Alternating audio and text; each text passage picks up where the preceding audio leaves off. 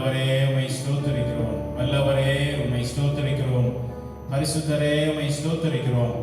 எங்கள் பரிசுத்த பிதாவே உம்மை ஸ்தோத்திரிக்கிறோம். அப்பா உம்மை ஸ்தோத்திரிக்கிறோம். அன்புள்ள இயேசுவே உம்மை ஸ்தோத்திரிக்கிறோம். எங்களுக்காக கொடுக்கப்பட்ட பரிசுத்த ஆவியானவரே உம்மை ஸ்தோத்திரிக்கிறோம். அப்பா உம்மை ஸ்தோத்திரிக்கிறோம்.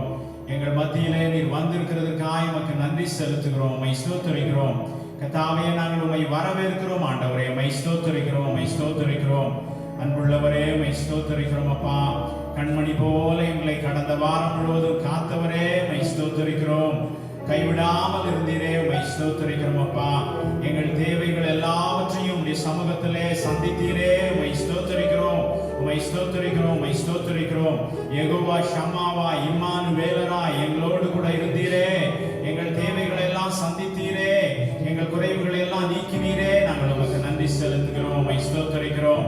கர்த்தாவே இந்த வாரத்திலும் இந்த நேரத்திலும் ஆண்டவரே இந்த உயிர்த்தெழுதலின் நாளிலே கர்த்தாவே அப்பா நாங்கள் உம்மை தொழுது கொள்ளும்படியாய் நீர் எங்களை ஆண்டவரே அழைத்து வந்த தயவுக்காய் நாங்கள் உமக்கு நன்றி செலுத்துகிறோம். ஆண்டவரே உலகத்தில் இருக்கிற சூழ்நிலைகளின் நிமித்தம் நாங்கள் சபைக்கு கூடி வர முடியாமல் இந்த ஐக்கியப்பட முடியாமல் கர்த்தாவே ஒருவேளை நாங்கள் ஆங்காங்கே வீடுகளிலே இருந்தாலும் கூட கர்த்தாவே நாங்கள் பயத்தோடும் பக்தியோடும் தொழுது கொள்ளும்படி கர்த்தர் எங்களுக்கு கொடுத்திருக்கிற இந்த நல்ல பாக்கியத்துக்காய் நாங்கள் உமக்கு நன்றி செலுத்துகிறோம். உம்மை ஸ்தோத்திரிக்கிறோம். உம்மை ஸ்தோத்திரிக்கிறோம். அப்பா இந்த ஆராதனையின் துவக்கத்திலிருந்து கடைசி வரைக்கும் கர்த்தருடைய ஆவியானவருடைய பிரசன்னம் ஆண்டவரே இந்த ஆராதனையை ஆளுகை செய்ய வேண்டுமாய் நாங்கள் செபிக்கிறோம். இந்த ஆராதனையிலே கலந்து கொள்கிற ஒவ்வொருவரோடும் ஆண்டவரே உடைய பிரசன்னம் இருக்க வேண்டுமாய் நாங்கள் செபிக்கிறோம். ஆண்டவரே இதற்கு விரோதமாய் கிரியை செய்கிற எல்லா அந்தகார சக்திகளையும் இயேசுவின் நாமத்திலே கடிந்து அப்புறப்படுத்துகிறோம். ராஜா உம்முடைய ஆளுகைக்கு எங்களுடைய ஆவி ஆத்துமா சரீரத்தை எங்கள் சரீரத்தின் அவயவங்கள் ஒவ்வொன்றையும் எங்கள் ஒவ்வொருவரையும் உடைய ஆண்டவரை பலிபீட தண்டையில எங்களை ஒப்பு கொடுக்கிறோம். ஆசீர்வதிப்பீராக. இந்த ஆண்டவரை இந்த ஆராதனையின் ஆண்டவரை ஒவ்வொரு பகுதியும் கர்த்தர் ஆசீர்வதிப்பீராக. இதில் பங்கு பெறுகிற ஒவ்வொருவரையும் ஆசீர்வதித்தார்கள். சகல துதி கன மகிமையாக உமக்கே செலுத்துகிறோம். இயேசுவின் இன்ப நாமத்திலே ஜெபிக்கிறோம் பிதாவே. ஆமென். இந்த நாளிலே நமக்கு ஆராதனையை தம்பி டெல்வின் அவர்கள் நடத்துவார்கள். ஹல்லேலூயா. Praise the lord. கர்த்தருக்கு ஸ்தோத்திரம். கர்த்தருடைய நாமம் மகிமைப்படுவதாக. அருமையான காலை வேளையிலும் கூட உயிர்த்தெழுந்த நாளின் காலை வேளையிலே கர்த்தரை ஆராதிக்கும்படியாய் நம்முடைய ஜீவனுள்ள தேவனை நாம் ஆராதிக்கும்படியாய் இந்த இடத்திலே கூடி வந்திருக்கிறோம். Hallelujah. Praise the lord. Hallelujah. அப்படியே கொஞ்ச நேரம் நாம் கண்களை மூடி அந்த பரிசுத்த ஆவியானவரை நாம் வரவேற்போம். ஹல்லேலூயா.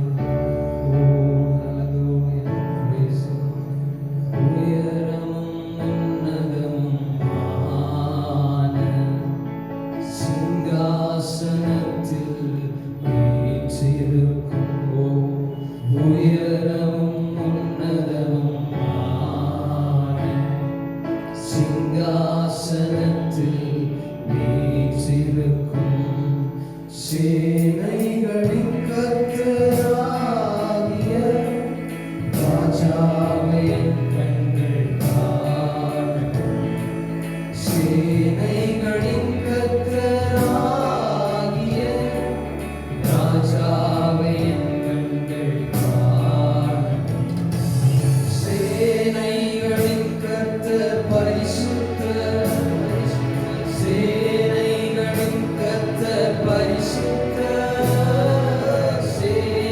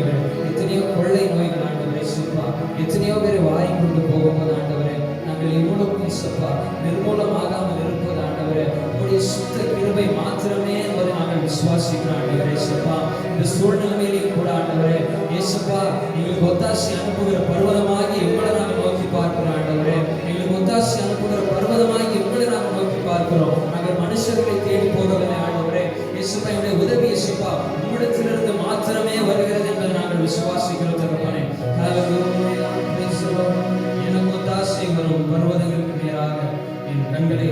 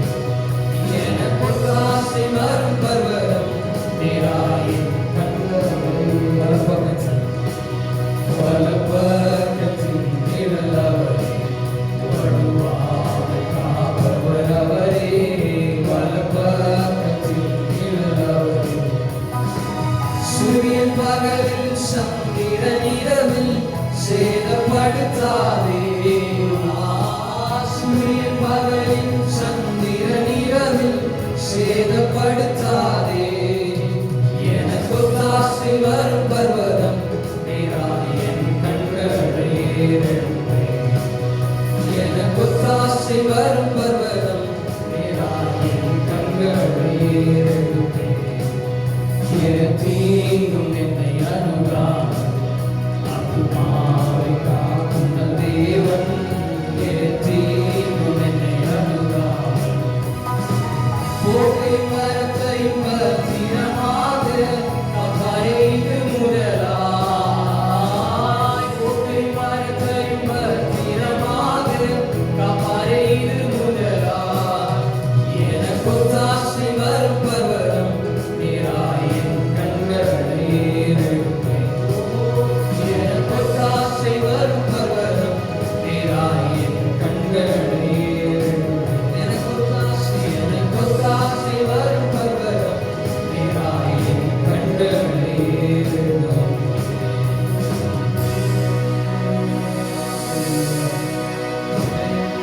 உங்களை பத்து நேராக ஏறெடுக்கிற ஆண்டவரே, இயேசுப்பா, எங்கள் ஒத்தாசை அனுப்புகிற பர்வதம் நீங்க தான் ஆண்டவரே.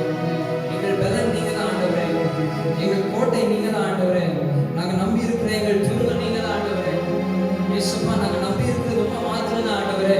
இயேசுப்பா, இந்த உலகத்துல ஆண்டவரே, இயேசுப்பா, நாலா பக்கம் ஆண்டவரே துன்பங்கள் எங்களை சூழ்ந்து கொண்டு வந்திருக்கும் போது ஆண்டவரே, இயேசுப்பா, நாங்கள் நம்பி இருக்கிற துருவம் நீர் ஒருவரே ஆண்டவரே. உங்க நாமத்தின் மேல மாத்திரமே நாங்கள் நம்பிக்கை வைத்திருக்கிறோம் ஆண்டவரே. இயேசுவே, நீங்க தான் எங்க பலன் ஆண்டவரே. இயேசுவே, ஆமென் சொல்லலாம். என் பலனே, என் கோட்டையே, ஆராதனை உமக்கே. மறைவிடமே, என் புகலிடமே, ஆராதனை உமக்கே. புகலிடமே, ஆமென். என் மறைவிடமே, என் புகலிடமே, ஆராதனை உமக்கே. ஆராதனை, ஆராதனை, ஆராதனை. அப்பா, அப்பா,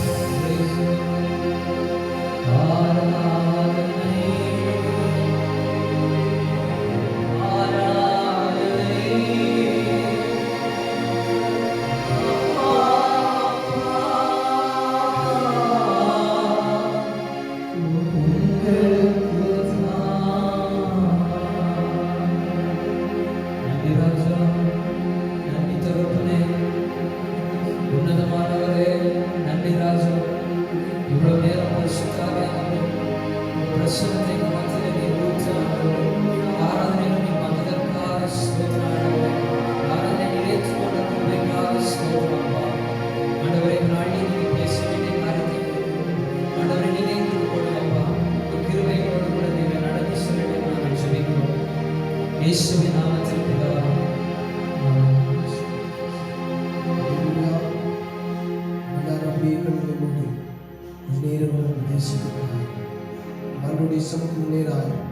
தேசத்திலே வந்திருக்கிற இந்த வாதை நீங்கும்படியாய், தேசத்திலே ஆண்டவருடைய ஆசீர்வாதம் பெருகும்படியாய், தேவனுடைய கிருபை பெருகும்படியாய், தேவனுடைய தயவு பெருகும்படியாய் எல்லாரும் கொஞ்ச நேரம் நம் ஆண்டவருடைய சமூகத்தில் ஒப்பு கொடுத்து, ஆண்டவரே இந்த தேசத்தின் மீது மனம் இறங்குவீராக என்று சொல்லி வேதம் சொல்லுகிறது.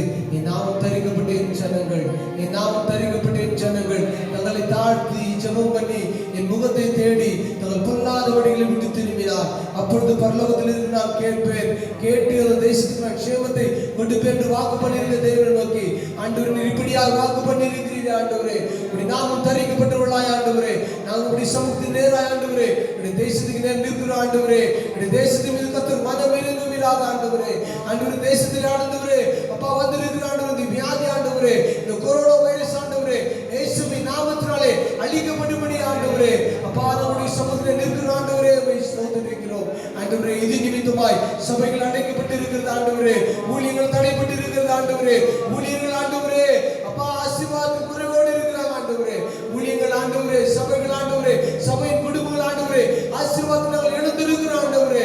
இஸ்ரவேலை ஆசீர்வதிப்பதே எனக்கு பிரியம் என்று சொன்னீரே ஆண்டவரே, ஆண்டவரே எங்கள் ஆசீர்வாத குறைவோடு ஆண்டவரே நிற்கிற ஆண்டவரே, ஆராதிக்காதபடி ஆண்டவரே நாங்கள் தடை பண்ணப்பட்டு இருக்கிற ஆண்டவரே, இதெல்லாம் தேவனாகத்தை அறிந்திருக்கிறீரே, இதெல்லாம் கதை உடைந்து உடைவிதாக ஆண்டவரே ஸ்தோத்திரிக்கிறோம். நீ சொல்லி இருக்கிறீரே வெண்கல கதவுகளை உடைப்பேன், இரும்பு தாழ்வாளை முறிப்பேன் என்று சொன்னீரே, தேவனாகிய கர்த்தர் சகலத்தை உடைந்து உடைவிதாக ஆண்டவரே. எங்களுக்காக ஆண்டவரே ஒரு திரைக்கு கூடாதபடி பூட்டுகிறவர், ஒரு பூட்ட கூட திரைக்கிறவர் பாரு தேவன் நோக்கி நான் பார்க்கிறோம் ஆண்டவரே ஸ்தோத்திரிக்கிறோம்.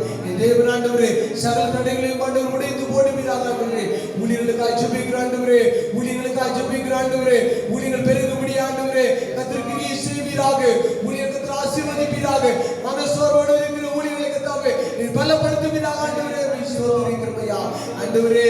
இந்த ஆண்டவரே இப்படிப்பட்ட தடைகளை பார்க்கலாம் நாங்கள் ஆராதிக்கிற தேவன், இன்னார்கள் அறிந்திருக்கிறோம் நாங்கள் ஆராதிக்கிற தேவன் பெரியவர் என்று சொல்லி விசுவாசிக்கிற ஆண்டவரே. உலகத்தில் இருக்கிறவரை பார்க்கலாம் உம்மை நோக்கி பார்க்கிறோம் ஆண்டவரே. உம்மை ஸ்தோத்திரிக்கிறோம் ஐயா.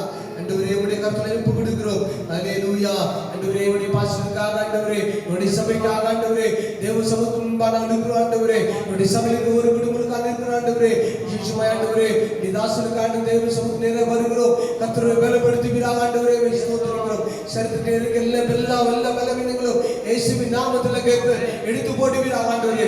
பரத்திலிருந்து பலத்தை அனுப்புவீராக ஆண்டவரே. உம்முடைய காயப்பட்டு ஆண்டவரே தடுப்புகளால் ஆண்டவரே உம்முடைய தொட்டு சுகமாக்குவீராக.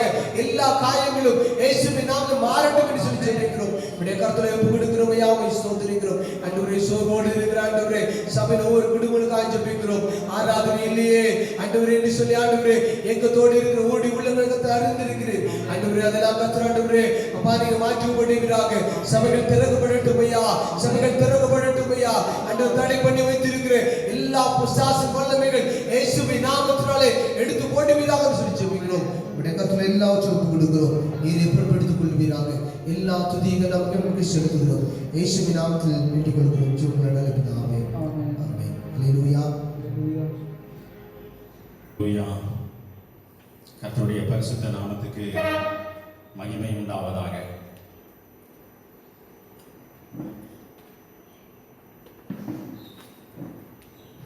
இந்த நாட்களிலே அதிகமாய் நாம் கேள்விப்படுகிற வார்த்தைகள் என்ன என்று சொன்னால், லாக்டவுன், வீட்டிலே அடைக்கப்பட்ட சிறை பிடிக்கப்பட்ட ஒரு சூழ்நிலை, கொள்ளை நோய், அப்படிப்பட்ட வார்த்தைகளை நாம் தொடர்ந்து கேட்கிறதை நாம் அறிகிறோம்.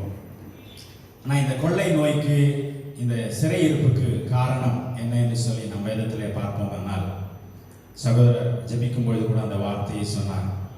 அதற்கு காரணம் நம்முடைய பாவங்கள், தேசத்தினுடைய மக்களுடைய பாவங்கள், தேசத்தில் ஆளுகிறவர்களுடைய பாவங்கள் என்று சொல்லி வேதம் சொல்கிறது. அதை குறித்து நாம் பார்க்க போவதில்லை. ஆனால் அதிலிருந்து விடுபடுகிறதற்கான விமோசனத்தை, பரிகாரத்தை ஆண்டவர் நமக்கு சொல்கிறார்.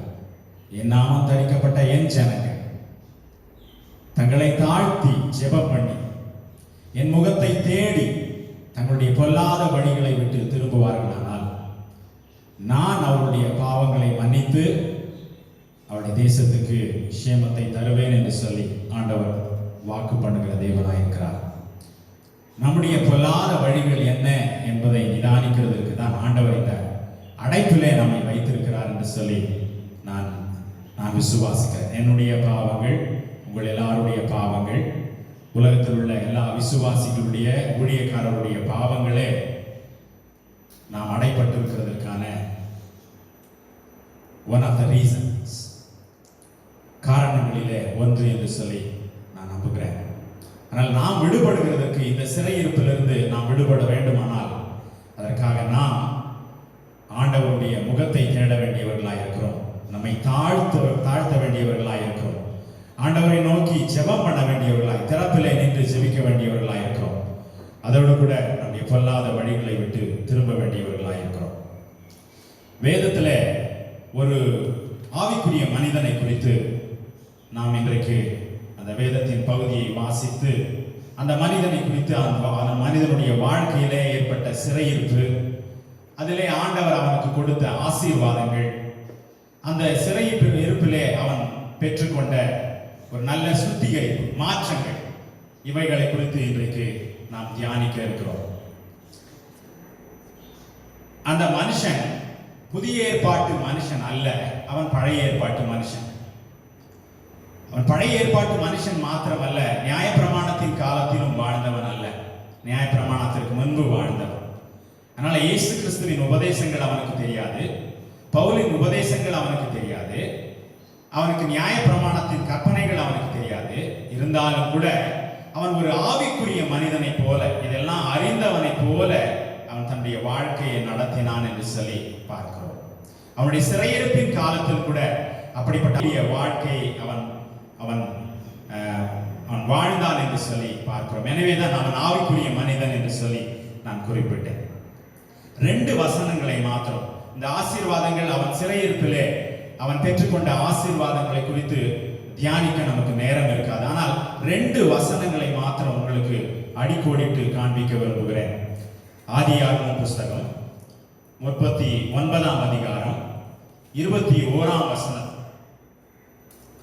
கர்த்தரோ யோசேப்போட இருந்து அவன் மேல் கிருபை வைத்து சிறைச்சாலை தலைவனுடைய தயவு அவனுக்கு கிடைக்கும்படி செய்தார். அல்லேலூயா. கர்த்தரோ அப்படிங்கிற வார்த்தை it makes a lot of difference. கர்த்தர் அவனோடு இருந்தார் என்பதற்கும் கர்த்தரோ அவனோடு இருந்தார் என்பதற்கும் ஒரு பெரிய வித்தியாசம் இருக்கிறது. எல்லாரும் அவனோடு கூட இல்லை. அவனை அதிகமாய் நேசித்த அவனுடைய தகப்பன் அவனோடு இல்லை. தன்னை நேசிப்பார்கள் என்று சொல்லி நம்பின அவனுடைய சகோதரர்கள் அவனோடு கூட இல்லை. அல்லது அவன் நம்பி இருந்த அவனுடைய அதிகாரி, அவனுடைய எஜமான் அவனோடு கூட இல்லை. ஆனால் கர்த்தரோ அவனோடு இருந்து என்ன பண்ணாரா, அவன் மேல் கிருபை வைத்தார். சிறைச்சாலை தலைவனுடைய தயவு அவனுக்கு கிடைக்கும்படி செய்தார். அல்லேலூயா. இன்றைக்கு கூட ஒருவேளை சிறைச்சாலை போல நீங்கள் அடைக்கப்பட்ட நிலைமையில இருக்கலாம்.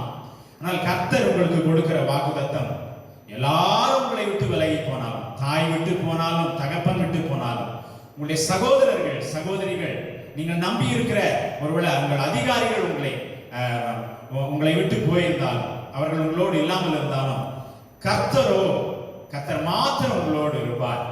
அவர் உங்களுக்கு கிருபையை தருவார். எல்லாருடைய கண்களிலே தயவும் இரக்கமும் கிடைக்கப்படுவார். அல்லேலூயா. இன்னொரு வசனத்தையும் நான் உங்களுக்கு காண்பிக்க விரும்புகிறேன். அப்போஸ்தலர் நடபடிகள் 7ஆம் அதிகாரம் 10ஆம் வசனம். இந்த வசனம் யோசேப்பை குறித்து எழுதப்பட்டிருக்கிறது. தேவனோ அவனுடனே கூட இருந்து எல்லா உபத்திரவங்களில் நின்றும் அவனை விடுவித்தார். அல்லேலூயா. தேவனோ யோசேப்போடே கூட இருந்து எல்லா உபத்திரவங்களில் நின்றும் அவனை விடுவித்தார். எப்படி யோசேப்போட ஆண்டவர் மாத்திரம் அவனோடு இருந்து, எல்லாரும் விட்டு போன பிற்போடும் அவனோடு இருந்து கர்த்தர் அவனை எல்லா உபத்திரவங்களில் நின்று விடுவித்தாரோ, அப்படியே சபை மக்களாகிய உங்கள் ஒவ்வொருவரையும், உங்கள் குடும்பத்தாரை, நீங்கள் எந்த உபத்திரவத்தில் இருக்கிறீர்களோ, ஒருவேளை பணக்குறைவு இருக்கலாம், அதில் மனதில் சில கஷ்டங்கள் இருக்கலாம், சில பாரங்கள், பிள்ளைகளை குறித்த பாரங்கள் இருக்கலாம், அல்லது வறுமை இருக்கலாம், வேலை இல்லாத பிரச்சனைகள் இருக்கலாம், அல்லது சமாதான குறைவு இருக்கலாம், மனைவியினால புருஷனால பிரச்சனைகள் இருக்கலாம். எல்லா உபத்திரவங்களில் நின்றும் கர்த்தர் உங்களை விடுவிக்கும்படி உங்களோட கூட இருக்கிறார். அல்லேலூயா. சோ இப்போ உங்களுக்கு தெரிஞ்சிருக்கும் எந்த ஆவிக்குரிய மனிதனை குறித்து நாம் இன்றைக்கு தியானிக்க போகிறோம் என்று சொல்லி. யோசேப்பை குறித்தான நாம் தியானிக்க இருக்கிறோம். யோசேப்பை குறித்து நாம் வாசிக்கும் பொழுது சங்கீதங்களின் புஸ்தகம் 105ஆம் அதிகாரம் 18ஆம் வசனம் 19ஆம் வசனம் இப்படியா சொல்லுகிறது. 105ஆம் அதிகாரம் 18, 19. யோசேப்பின் கால்களை விலங்கு போட்டு ஒடுக்கினார்கள், அவன் பிராணம் இரும்பிலே அடைக்கப்பட்டிருந்தது. கர்த்தர் சொன்ன வார்த்தை நிறைவேறும் அளவும் அவருடைய வசனம் அவனை புடமிட்டது. அல்லேலூயா.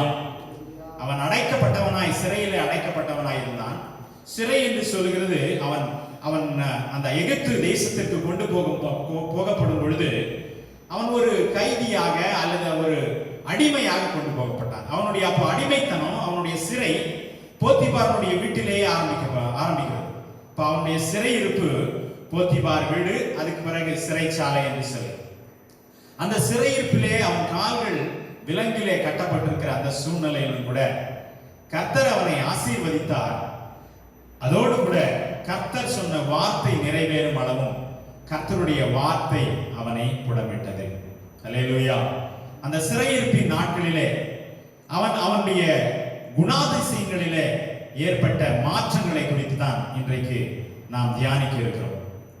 நல்லா யோசித்து பாருங்களேன். ஒரு சிறையில இருக்கிற மனுஷன் ஒருவேளை அவன் விடுதலை செய்யப்பட வேண்டும் என்று சொன்னால் அவனுடைய அந்த சிறையிருப்பு, அந்த தண்டனையின் காலம் நிறைவேறும் பொழுது அவன் வெளியே வருவான். அதற்கு முன்னாடி அவன் வரணும்னா என்ன நடக்கணும்னா இவனிடத்துல சில மாற்றங்கள் உண்டாக வேண்டும். ஒரு ப்ரொவிஷன் இருக்கு கவர்மெண்ட் இதுல ஆர்டர்ல. என்னன்னா அவன் நல்நடத்தை உள்ளவனா இருப்பானே, ஆனா அந்த சிறை கைதி நல்லவனா மாறிட்டான்னா, நல்ல நடக்கைகள் அவனிடத்துல காணப்படுமானா, அதை பார்த்து அந்த சிறைச்சாலை தலைவன் ஒரு ரெக்கமெண்டேஷன் எழுதி போடலாம். இது இவனுக்கு நீங்க கிளெமென்சி கொடுக்கலாம், இவனுக்கு மன்னிப்பு கொடுக்கலாம் அப்படின்னு சொல்லிட்டு. அப்படி நாம கூட இந்த சிறையிருப்பில் இருக்கும் பொழுது நம்முடைய வாழ்க்கையிலே நன்னடத்தைகள் காணப்படுமானால் கர்த்தர் நம்மை விடுதலை செய்து நமக்கு இந்த சிறையிருப்பிலிருந்து விடுதலை கர்த்தர் கொடுக்க வல்லவராய் இருக்கிறார். அல்லேலூயா. இந்த நாளின் செய்தியின் தலைப்பு சிறையிருப்பும் சுத்திகரிப்பும். சிறையிருப்பும் சுத்திகரிப்பும். இந்த சிறையிருப்பிலே யோசேப்பினிடத்திலே காணப்பட்ட ஒரு நல்ல மாற்றங்கள் என்ன என்று சொல்லி பார்ப்போம். முதலாவது, அவன் அன்பு கூறாதவர்களிடத்திலே அன்பு கூர்ந்தான் என்று சொல்லி பார்க்க. முதலாவது அவனிடத்துல கண்ட மாற்றம் என்ன என்று சொன்னால், யாரெல்லாம் அவனை நேசிக்கலையோ அவர்களிடத்திலே அவன் தன்னுடைய நேசத்தை காண்பித்தான் என்று சொல்லி பார்க்க. சிறையிருப்புக்கு முன்பாக நடந்த சம்பவம் என்ன? 37ஆம் அதிகாரம், ஆதியாகமம் 37ஆம் அதிகாரம் 4ஆம் வசனத்தை வாசிப்பீர்களானால், அவனுடைய சகோதரர் எல்லாரிலும் அவனை தங்கள் தகப்பன் அதிகமாய் நேசிக்கிறதை அவன் சகோதரர் கண்டபோது அவனுடைய பட்சமாய் பேசாமல் அவனை பகைத்தார்கள். யோசேப்பினுடைய சகோதரர்கள் யோசேப்பை என்ன செய்தார்களாம்? அவனிடத்துல பட்சமாய் பேசவில்லை, அவனிடத்துல அன்பாய் பேசவே இல்லை, அவனை விசாரிக்கல. அவனை பார்க்கும் போதே சிடுன்னு அவனுக்கு பதில் சொல்லியிருப்பாங்க நினைக்கிறேன். அண்ணான்னு சொல்லி போய் கூப்பிடும் போது அவன் என்ன சொல்லியிருப்பான்? கண்டுக்காம போயிருந்திருப்பான். முகத்தை இறுக வைத்துக் கொண்டு கோபத்தோடு பேசியிருந்திருப்பான்.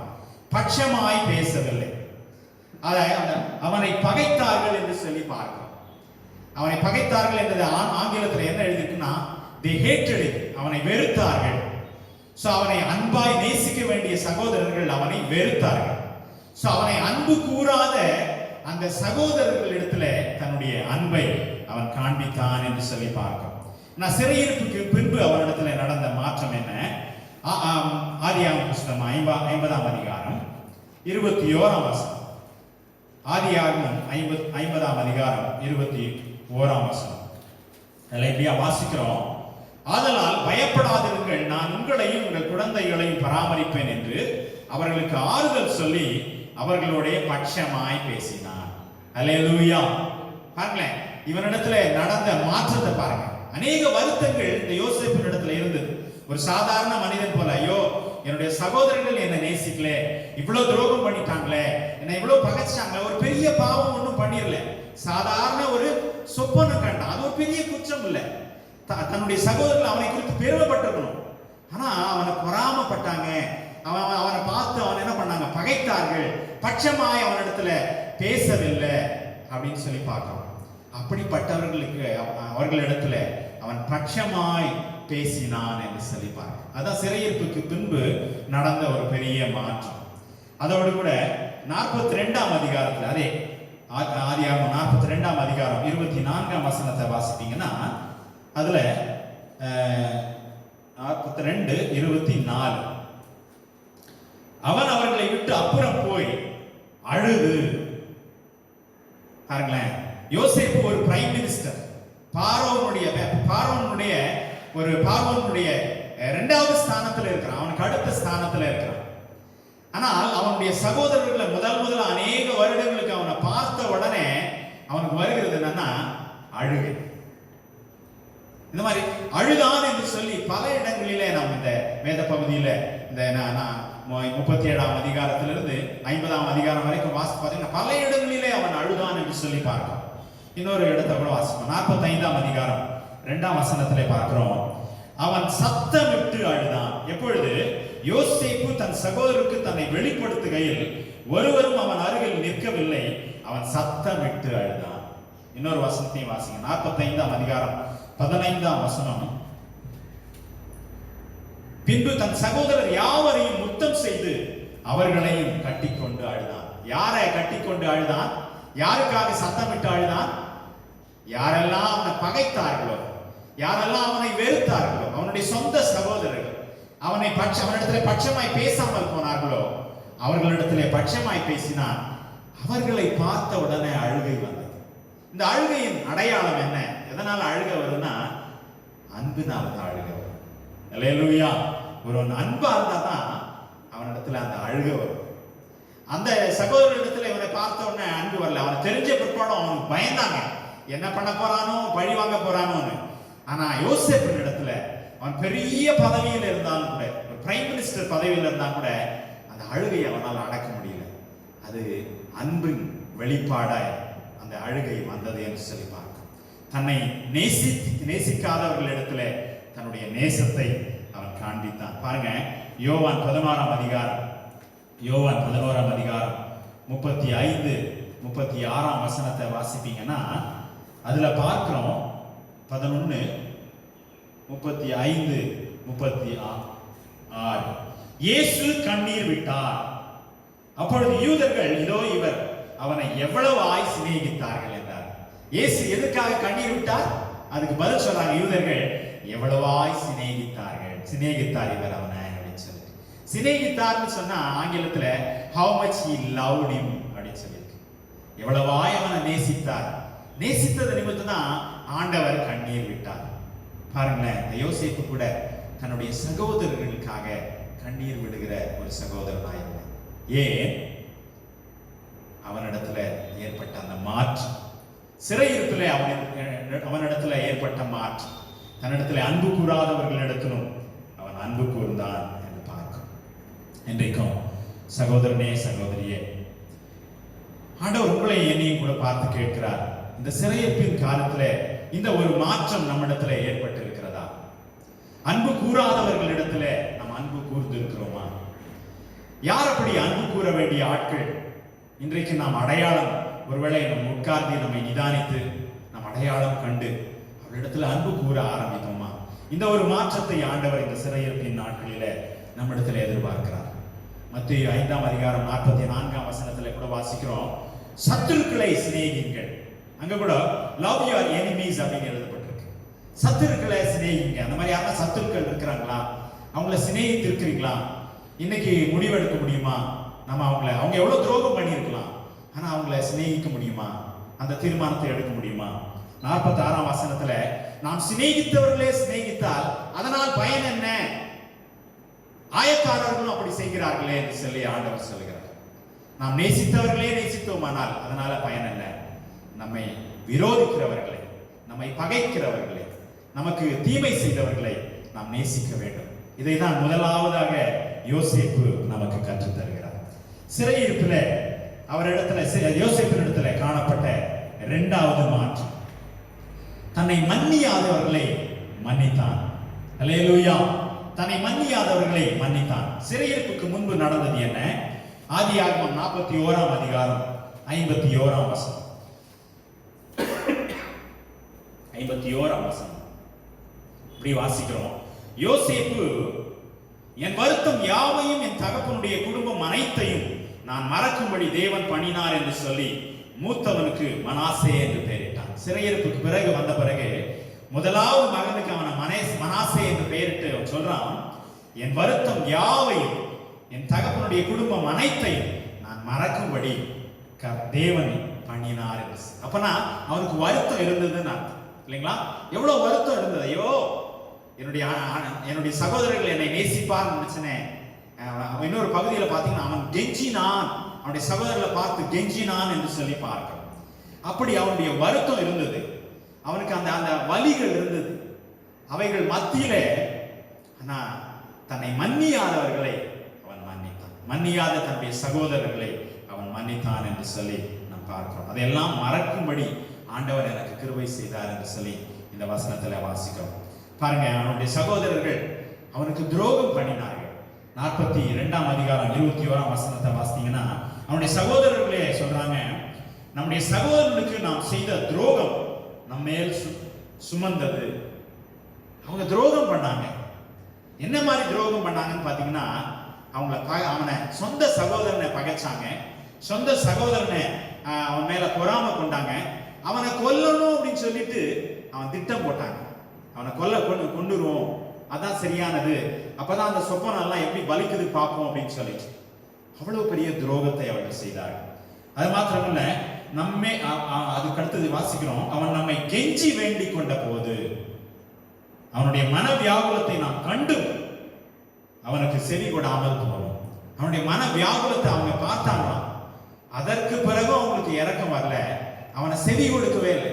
ஒருவேளை நான் இப்படியா யோசிக்கிறேன், அவன் அவர்களை பார்த்து என்ன கெஞ்சிருப்பான்னா, அண்ணா என்னை விட்டுருங்கண்ணா, என்னை மன்னிச்சிருங்கண்ணா, என்னை குழியில தள்ளிடாதீங்கண்ணா, என்னுடைய வஸ்திரத்தை எடுத்துடாதீங்கண்ணா, என்னை வித்துறாதீங்கண்ணா அப்படின்னு சொல்லிட்டு ஒருவேளை அவன் கெஞ்சி இருப்பான். அவன் மன வியாகுலத்தை அவர்கள் கண்டும் கூட அவனுக்கு இறங்காமல், அவனுக்கு செவி கூடாமல் போனார். அப்படின்னா நான் அர்த்தம்னா, அவனை மன்னியாமல் போனார்கள்.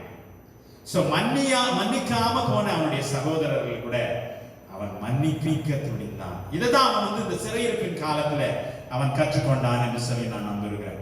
45ஆம் அதிகாரம் 5ஆம் வசனத்தில் சிறையிருப்புக்கு பிற்பாடு அவன் பேசுகிற வார்த்தையை பாருங்க. 45:5 என்னை இவ்விடத்திற்கு அதனுடைய பிற்பகுதியை நான் வாசிக்கிறேன்.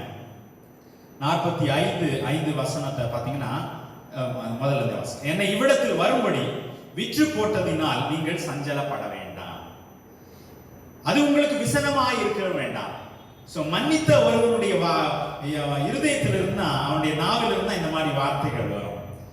நீங்கள் சஞ்சலப்பட வேண்டாம், உங்களுக்கு விசனமாய் இருக்கவும் வேண்டாம் என்று சொல்லி தன்னுடைய சகோதரர்கள் அவனை மன்னியாத பொழுதும் அவர்கள் எல்லாரையும் மன்னிக்கிறவர்களாக இருந்தான். அதோடு கூட தன்னை மன்னியாத, தன்னை வருத்தப்படுத்தினவர்களை மாத்திரம் மன்னிக்கலாமே, தனக்கு சிறுமையை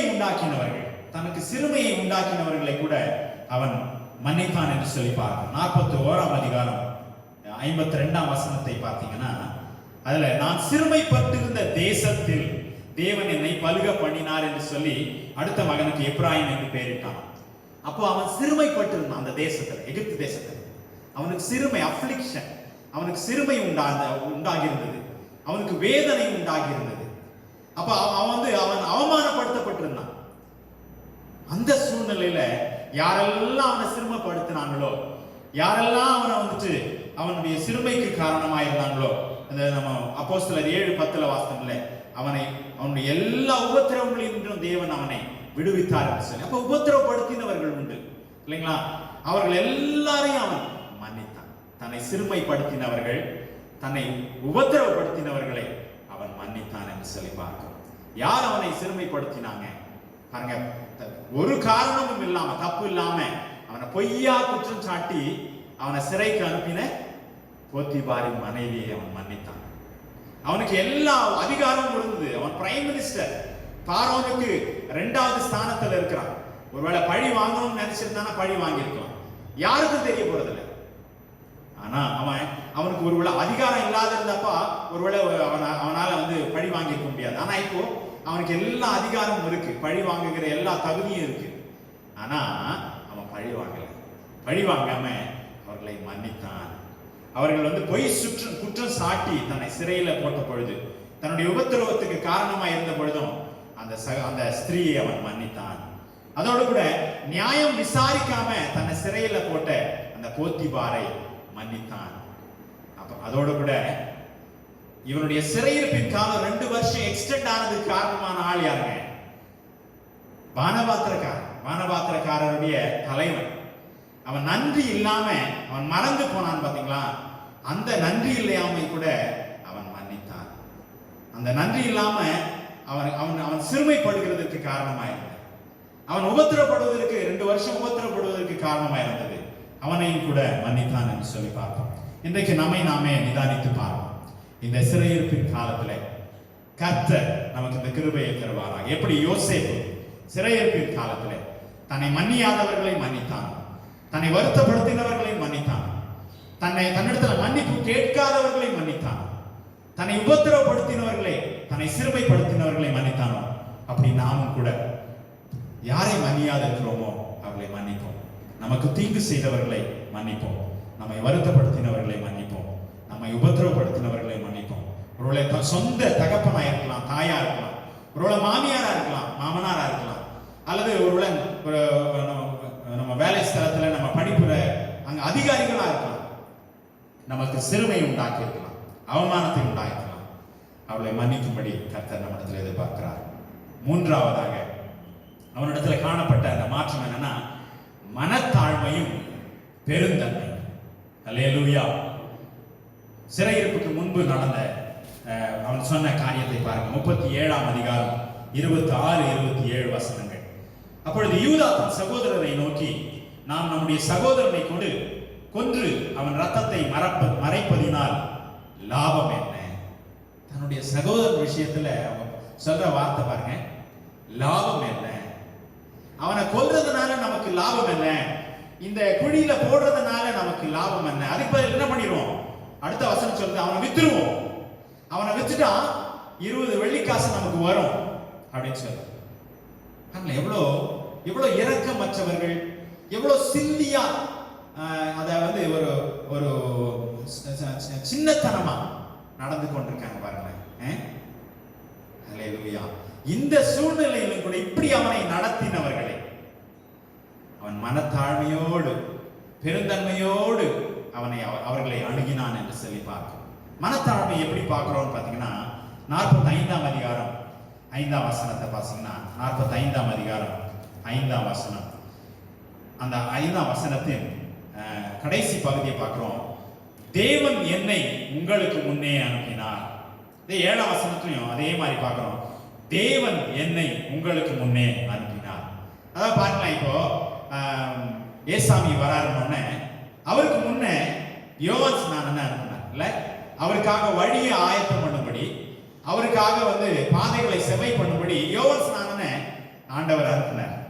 அப்ப இப்ப யார் இயேசு பெரியவரா யோவான் ஸ்நானன் பெரியவரா? இயேசு தான் பெரியவர் இல்லைங்களா? அப்ப ஆயத்தப்படுத்துகிறவங்க சின்னவங்க.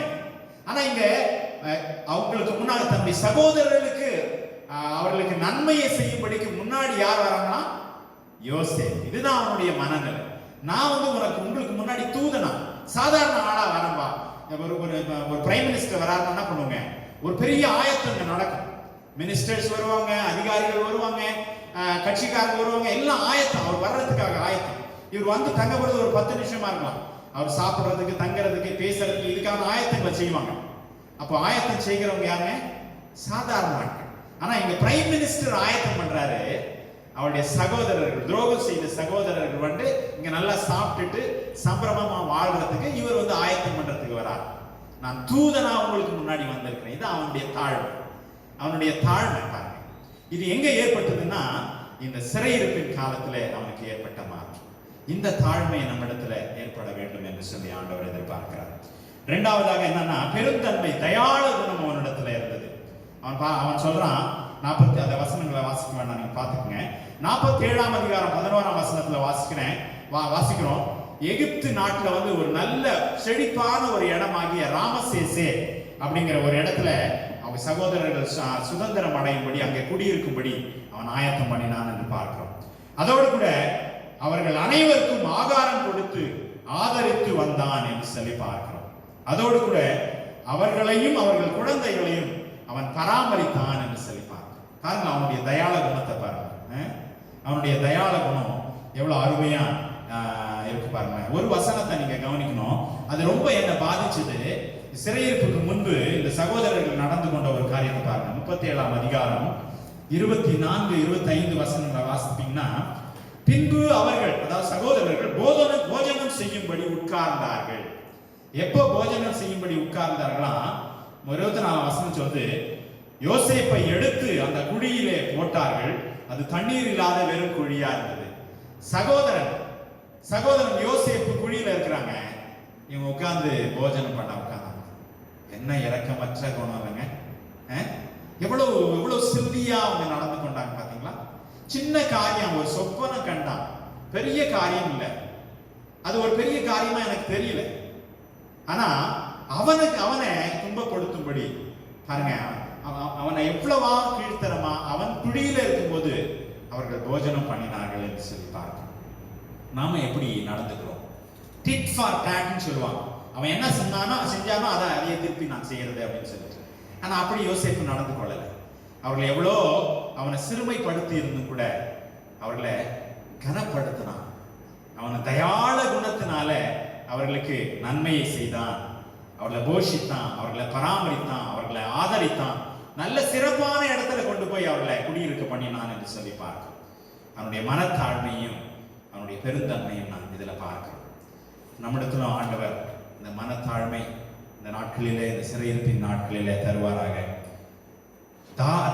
தாராள குணத்தை, தயாள குணத்தை கர்த்தர் நமக்கு தருவாராக. அல்லேலூயா.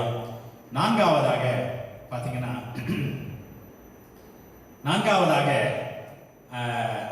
சொல்லிலும் செயலிலும் அவன் பரிசுத்தமாய் இருந்தான் என்று சொல்லி பார்க்கிறோம். சிறையிருப்புக்கு முன்பு நடந்த சம்பவத்தை பாருங்க. 37ஆம் அதிகாரம் 2ஆம் வசனத்துல அந்த பின்பகுதியை நான் வாசிக்கிறேன். அந்த இளைஞன், அதாவது யோசேப்பு, பில்காள் சில்பாள் என்னும் தன் தகப்பனுடைய மறுமனையாட்டிகளின் குமாரரோட இருந்து அவருடைய துன்மார்க்கத்தை தன் தகப்பனுக்கு சொல்லி வருவான். துன்மார்க்கத்தை எல்லாம் அவன் சொல்லி வந்தான். அவனுடைய சகோதரர்கள் ஒரு 4 பேர் இருக்காங்க. அந்த 4 பேர் துன்மார்க்கமாய் இருந்தாங்க அப்படின்னு சொல்லிட்டு வேதம் சொல்றது. அவருடைய துன்மார்க்கத்தை எல்லாம் அவனுடைய தகப்பனுக்கு சொன்னான். ஒரு கோல் சொல்றதா போல இல்லை. எப்படின்னா அவனுடைய எதிர்பார்ப்பு, ஐயோ அவனுடைய சகோதரர்கள் இந்த துன்மார்க்கம் செய்யக்கூடாது. இப்ப அப்பா கிட்ட சொன்னா என்ன பண்ணுவாரு? அவரை திருத்துவார். இவன் சின்னவன், இவனுக்கும் அவனுடைய சகோதரருக்கும் ஏறக்குறைய 5 10 13 வயசு டிஃபரன்ஸ் இருக்கும். அப்படிப்பட்டவர்களை அவன் போய் திருத்த முடியாது. தகப்பனிடத்துல சொன்னா அவர் திருத்துவார்னு சொல்லிட்டு அவருடைய துன்மார்க்கத்தை எல்லாம் சொல்லி வந்தான் என்று சொல்லி பார்க்கணும். துன்மார்க்கம் அப்படின்னா என்ன அப்படின்னு சொல்லிட்டு பார்த்தீங்கன்னா, துன்மார்க்கம்னா என்னன்னு பார்க்கணும்னா லூக்கா எழுதின சுவிசேஷத்துக்கு வாங்க. 15ஆம் அதிகாரம் 13ஆம் வசனத்தின் பின்பகுதி எப்படியா வாசிக்கிறோம். அங்கே துன்மார்க்கமாய் ஜீவனம் பண்ணி தன் ஆஸ்தியை அழித்து போட்டான். யார்? இந்த இளைய குமார். அவன் துன்மார்க்கமாய் ஜீவனம் பண்ணினான் என்று சொல். துன்மார்க்கம்னா எப்படி துன்மார்க்கமாய் அவன் ஜீவனம் பண்ணினான் என்பதற்கு அவன் பெரிய குமாரன், அவன் மூத்த குமாரன் அதற்கு பதில் சொல்றான். 30ஆம் வசனத்துல வேசிகள் எடுத்து ஆஸ்தியை அழித்து போட்டான் என்று சொல். இப்ப துன்மார்க்கமா எப்படி ஆஸ்தியை அழித்து போட்டான்னா வேசிகள் இடத்தில். அப்போ இந்த சகோதரர்கள் கூட நான் நம்புறேன், ஒருவேளை வேசிகள் இடத்துல அவர்கள் வேசித்தனம் ஒருவேளை பண்ணியிருப்பாங்க. அந்த துன்மார்க்கத்தை தான் யோசேப்பு தன் தகப்பனிடத்துல சொல்லி கொண்டு வந்திருப்பான்னு நினைக்கிறேன். பாருங்க, இப்போ சிறையிருப்புக்கு பின்பு அவன் வாழ்க்கையில நடக்கிற மாற்றம் பாருங்க. அதிகாரம் 39ஆம் அதிகாரம் 9ஆம் வசனத்துல அவன் சொல்றான், நான் இத்தனை பெரிய பொல்லாங்குக்கு உடன்பட்டு தேவனுக்கு விரோதமாய் நான் பாவம் செய்வது எப்படி என்று சொல்கிறான். பாருங்களேன், அவன் அந்த பாவத்தை குறித்து, இந்த விபச்சார வேசித்தன பாவத்தை குறித்து எவ்வளவு சென்சிட்டிவாக அவன் இருந்திருக்கிறான் பாருங்களேன். இதுல என்ன நான் சொல்ல வரேன்னா, ஒருவேளை அநேகர் பிரீச் பண்ணுவாங்க ஹோலினஸ். இவன் சொல்லிலும் செயலிலும் பரிசுத்தவானா இருந்தான்னு சொல்ற. இவன் தன் தகப்பனிடத்துல போயிட்டு தன் சகோதரர் சரியா இருக்கணும்னு சொல்லிட்டு பிரீச் பண்றான். ஆனா தன்னுடைய வாழ்க்கையில் அப்படிப்பட்ட சூழ்நிலை வரும்பொழுது கூட அந்த அந்த அந்த அந்த யாருமே இல்லாத சூழ்நிலையில அவன் உத்தமத்தை காத்து கொண்டான், பரிசுத்தத்தை காத்து கொண்டான் என்று சொல்லி பார்க்கிறோம். மத்தேயு 23ஆம் அதிகாரம் 3ஆம் வசனத்துல பாத்தீங்கன்னா இந்த பரிசேயரை குறித்து சொல்லப்பட்டிருக்கிறது. அவர்கள் பிரசங்கம் பண்ணுவாங்க, சொல்லுவாங்க, சொன்னபடி அவங்க செய்ய மாட்டாங்க. அதனால அவங்க சொல்றபடி செய்யுங்க, அவங்க செய்யறபடி செய்யாம இருங்க அப்படின்னு சொல்லிட்டு ஆண்டவர் அந்த போதனையை கொடுப்பார். அதே போல நம்ம பிரசங்கிக்கிற எனக்கும் அந்த இது பொருந்தும். பிரசங்கிக்கிற, அதாவது நம்ம என்ன சொல்லுகிறோமோ அதன்படி நம்ம செய்கிறோமா? நம்முடைய பரிசுத்தமாகட்டும், உத்தமமாகட்டும், உண்மையாகட்டும், எதுவாக இருந்தாலும் நாம எப்படி இருக்கிறோம்? இவன் பாருங்க, தன்னுடைய சொல்லிலும் செயலிலும் அவன் பரிசுத்தமாய் இருந்தான் என்று சொல்லி நாம் பார்க்கிறோம். ரோமர் 2ஆம் அதிகாரம் 21ஆம் வசனம் 21ஆம் வசனம் 23ஆம் வசனம் எல்லாம் வாசித்தீங்கன்னா, அந்த வசனங்களை நான் வாசிக்கல, 21 முதல் 23 அதுல சொல்லப்பட்டிருக்கு, விபச்சாரம் செய்யக்கூடாதுன்னு சொல்ற நீ விபச்சாரம் செய்யலாமா? நீ களவு செய்யக்கூடாதுன்னு சொல்ற நீ களவு செய்யக்கூடாமா? நீ நியாயப்பிரமாணத்தின் படி நடக்கணும்னு சொல்ற நீ நியாயப்பிரமாணத்தை மீறி நடக்கலாமா அப்படின்னு சொல்ற. ஸோ அப்படி நம்மை நான் நிதானிக்கும். ஒருவேளை பிரசங்கம் செய்கிறவர்களா இருந்தாலும் சரிதான், பிரசங்கத்தை கேட்கிறவர்களா இருந்தாலும் சரிதான், நம்ம சொல்லிலும் செயலிலும் பரிசுத்தத்தை நம்முடையவர்களாக இருக்க வேண்டும். அதை தான் யோசேப்பு நமக்கு இன்றைக்கு இந்த சிறையிருப்பின் நாட்களிலே கற்றுக்கொண்டதாய் நமக்கு கற்றுக் கொடுக்கிறார். 5வது காரியமாக அவன் ஞானம் உள்ளவனாய் நடந்து கொண்டான் என்று சொல்லி பார்க்கிறோம். சிறைக்கு முன்பு அவனிடத்துல நடந்த காரியங்கள் பார்த்தீங்கன்னா, அவன் சிறையிருப்புல அவனுடைய சகோதரர்கள் அவனை பார்த்து சொல்றாங்க, அவன் சொப்பனத்தை குறித்து சொன்ன உடனே, நீ என்ன துரைத்தனம் பண்ண பாக்குறியா, நீ என்ன எங்களெல்லாம் ஆள போறியா அப்படின்னு சொல்லிட்டு அவர்கள் அவனை நோக்கி சொன்னார்கள் என்று சொல்லி வாசிக்கிறோம். அவனை பார்த்து சொல்றாங்க. அப்ப இவனுக்கு தெரியுது எதற்காக தன்னுடைய சகோதரர்கள் பகைக்கிறார்கள் சொல்லி. அவன் எவ்வளவு வெகுளியா இருந்திருப்பான். இதை போயிட்டு அவங்க அப்பா கிட்ட சொல்லவே இல்லை. ஒருவேளை அவங்க அப்பா கிட்ட சொல்லியிருக்கலாம், இந்த மாதிரி முறைக்கிறாங்கப்பா, இந்த மாதிரிலாம் வந்து பட்சமா பேச மாட்டேங்கிறாங்கப்பா, பகைக்கிறாங்க, பொறாமப்படுறாங்கப்பா, இந்த மாதிரிலாம் பேசுறாங்கப்பா அப்படின்னு ஒருவேளை சொல்லியிருந்தா இப்போ வந்து ஒருவேளை இந்த மாதிரி ஒரு சூழ்நிலை அவனுக்காக வந்திருக்காது. ஆனா அவன் அதை பத்தி சொல்லல. அவன் அவ்வளோ வெகுளியா, அவ்வளோ பேதையா இருந்திருக்கான். இன்னொரு வசனத்தை கூட பாத்தீங்கன்னா 37ஆம் அதிகாரம் 8ஆம் வசனத்துல பாத்தீங்கன்னா 37:8ல அவனுடைய அப்பா வந்து சீகேமுக்கு போ, 37:16-17 பாத்தீங்கன்னா வாசிக்கல. அவங்க அப்பா பார்த்து சொல்றாரு, சீகேமுக்கு போப்பா, அவனுடைய சகோதரர்ல போய் பார்த்துட்டு வா, எப்படி இருக்கிறாங்கன்னு பார்த்துட்டு வா அப்படின்னு சொல்லி போறாங்க. அந்த நேரத்திலேயாவது அவனுடைய தகப்பனுக்கு சொல்லியிருக்கலாம், இந்த மாதிரிப்பா இவங்கெல்லாம் அப்படி பகைச்சாங்க அப்படின்னு சொல்லிட்டு. எதையுமே அவன் யோசிக்கல. அவனுடைய மனதில் அந்த மாதிரி எண்ணமே இல்லை. அவனுடைய சகோதரர் தான் இவன் எப்படி கொலை பண்ணலாம் அப்படின்னு யோசித்தாங்களே அப்படியே, இவன் பேதையா ஒரு இன்னசென்ட்டா அவன் இருந்தான் என்று சொல்லி பார்க்கிறோம். ஆனா சிறைக்கு பின்பு அவனிடத்துல நடந்த காரியம் பார்த்தீங்கன்னா, நம்ம ஏற்கனவே வாசித்தோம். அவ வேசித்தனம் பண்ண கூப்பிடும் பொழுது அந்த இடத்துல இருந்து அவனுடைய வஸ்திரத்தை விட்டுட்டு ஓடி போயிட்டான். அவளோட இணங்கவில்லை, அவளோட தனியா இல்லை அப்படின்னு சொல்லிட்டு வேதம் சொல்லுகிறது. அவளுக்கு இணங்கவே இல்லை. அவளுக்கு அவரோட சம்மதம் அவன் சொல்லிட்டு அவளோட கூட இருந்திருக்கலாம். ஆனா அவன் என்ன பண்ணான்? he was so sensitive. So அவனை ஏன் ஞானவான் சொல்றேன்னா, ஒரு வசனத்தை வாசிங்க. நீதிமொழிகளின் புஸ்தகம் 6ஆம் அதிகாரம் 32ஆம் வசனம். ஸ்திரீயுடனே விபச்சாரம் பண்ணுகிறவன் மதி கெட்டவன். அல்லேலூயா. புத்தி இல்லாதவன், ஞானம் இல்லாதவன் தான் என்ன பண்ணுவான்? ஸ்திரீயோட விபச்சாரம் பண்ணுவான். அதே நீதிமொழிகள் 2ஆம் அதிகாரத்துல வாசிக்கிறோம் 17ஆம் வசனத்துல, இச்சகமான வார்த்தைகளை பேசும் அந்நிய பெண்ணாகிய பரஸ்திரீக்கு தப்புவிக்கப்படுவாய். யார் தப்புவிக்கப்படுவாங்கன்னா 10ஆம் வசனத்துல சொல்லுது, ஞானத்தை உடையவனும் அறிவை உடையவனும் இப்படி தப்புவிக்கப்படுவான். யாருக்கு? இச்சக வார்த்தைகளை பேசும் அந்நிய பெண்ணாகிய பரஸ்திரீக்கு. இப்ப இவன் பாருங்களேன், இந்த பரஸ்திரீக்கு தப்பித்து ஓடுகிறான் அப்படின்னா அவனிடத்துல அந்த ஞானம் இருந்தது, ஞானம் உள்ளவனாய் இருந்தான் என்று சொல்லி பார்க்கிறோம். சோ அது ஒரு காரணம் மாத்திரம் இல்ல. எபேசியர் 5ஆம் அதிகாரம் 5ஆம் வசனத்துல பாத்தீங்கன்னா, விபச்சாரம் செய்கிறவங்க, வேசித்தனம் பண்ணுகிறவங்க தேவனுடைய ராஜ்யத்தை சுதந்திரிக்க மாட்டாங்க.